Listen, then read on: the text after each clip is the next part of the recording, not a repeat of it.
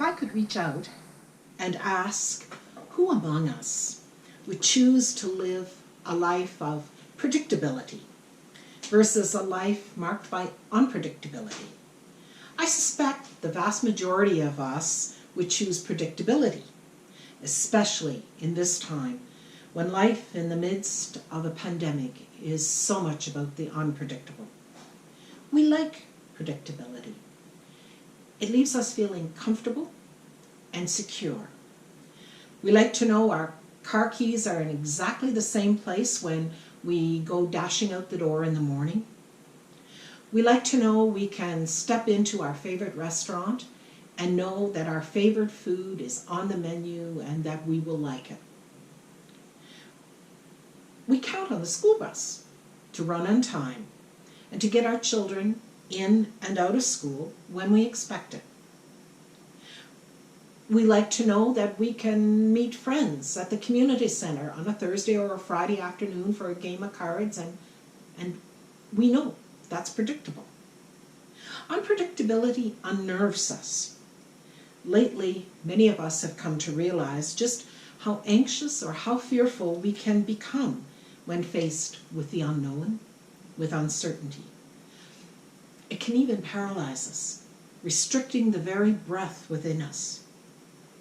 And yet, for all who choose to journey with Jesus of Nazareth, the gift of Easter resurrection is God's gift of the unpredictable. This morning I want to share some portraits of resurrection. Portraits of resurrection are stories of God's unpredictable love and compassion, turning lives inside out. There are stories that send us running through the dawn, encountering life amidst death, experiencing healing in the midst of brokenness, discovering hope amidst despair. As they came to the tomb on Easter morning, Mary Magdalene and Mary, the mother of James, and Salome, they were grieving. They had watched their friend and their teacher die a horrible death. As they made their way to the tomb, they expected to find death. They'd come prepared to anoint his lifeless body. They had come to pray for him and to weep, as was their custom. The tomb should have been a quiet, a still, predictable place. It wasn't. Instead, these three women are witness to the unpredictable, to the good news of resurrection, to the light of hope defying despair's darkness, to love reaching through the deepest of wounds, proclaiming love's healing presence. The community of women and men who had followed Jesus of Nazareth carried with them an image of a Messiah who would arise in their midst, the one who they believe was predicted in Scripture, a leader who would send foreign armies fleeing, a leader who would make right centuries of pain and injustice. When the unpredictable happened, when Jesus chose to focus his gifts and his energy on building a community grounded in the ways of respect and compassion, when he called his followers to help shape a future rooted in inclusion and injustice, many people turned aside because this was not the future they were imagining. It was not as was predicted. Sammy Sampson was a 24-year-old Canadian soldier, part of the advance party of UN soldiers who arrived in Rwanda in 1994, following the genocide that saw the murders of 800,000 people in that country over a 100-day period. The Rwandan mission was not Sampson's first tour of duty, but it was the one that left the deepest wound on his soul. Nowhere else had he experienced such extreme brutality. It was the suffering of the country's children in particular that haunted his waking and his sleeping. While he was in Rwanda, Samson met an 82-year-old woman named Roseanne Carr. Now, Roseanne Carr had been a friend of Diane Fossey, and she had recruited the help of these soldiers in trying to continue Fossey's work of protecting the guerrillas. But she asked something else of them. She asked their help in establishing Umbasi, an orphanage on the grounds of her property for children who had become victims, who were homeless, parentless as a result of the war. There was one 4-year-old boy who literally wound himself around Samson's leg, refusing to let go. It was after he left Rwanda that Samson learned that this one particular little boy had been named by the people there. He'd been named Sammy after him. What made it particularly hard for Samson was that he was, as the corporal in charge, he was the one who was asked to decide which children would stay in the orphanage and which couldn't be housed there. And it was a task that was for him personally life-destroying. After he came back and Samson heard that violence had flared once again in that part of the country, and he assumed the worst for the orphanage at Umbasi.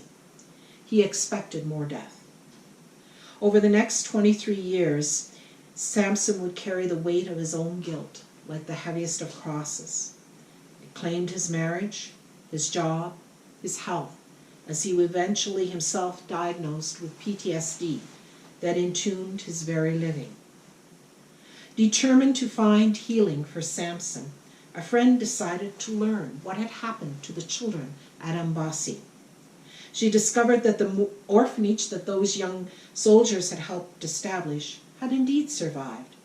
It had become a model for other safe places for children. Many of those children in turn became leaders, teachers, healers in the work of rebuilding Rwanda. Easter happened for Sammy Samson the day he was able to meet his young namesake, Sammy, now 28 years old, running his own business. As the stone of guilt was rolled away, Samson slowly began to embrace the new life that had unpredictably found him. So much of our Western culture has been about individual achievement and success, about finding financial independence and economic security. Suddenly, all of that has been turned on its head as jobs disappear, as opportunities for education and training have been halted. The ability to live and move an uninhibited life is no longer possible if we want to protect lives and health. Our own lives of predictability are now entombed by invisible forces that are both life-destroying and death-dealing. And yet, as we gather here on this Easter morning, we know those death-dealing, life-destroying forces are not the final word. All across this country, tombs of despair and fear are being broken open by those who are making the choice to invest in unpredictable acts of goodness and compassion, people who are offering the gift of their living to raise up new life and hope. We're hearing stories of medical staff and researchers who've isolated themselves from their own families in order to be fully present to the work of treating those diagnosed with COVID-19. Every day we hear stories of small businesses and individuals finding ways to provide food and support to truckers who are moving food and medical supplies across this country. Yesterday I heard the story of a greenhouse in southern Ontario, unable to deliver Easter flowers to their customers. Instead of merely composting the plants, they placed 10,000 gifts of hope-filled color on doorsteps throughout the Hamilton region. The gift of Easter is the gift of unpredictable love, unimaginable love that cannot, will not be silenced or entombed. This is holy love that breaks in on our living, setting us free, healing wounds, enfolding us in hope.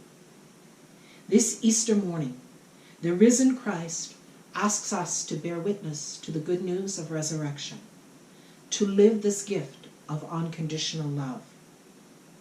With hearts open to the unpredictable grace of God, with souls that search with the eyes of faith, with spirits that listen with ears of hope, we join the company of all those who throughout the ages have chosen to believe and to live the resurrection love of God. We are Easter people. Let us believe, let us live in hope. Amen.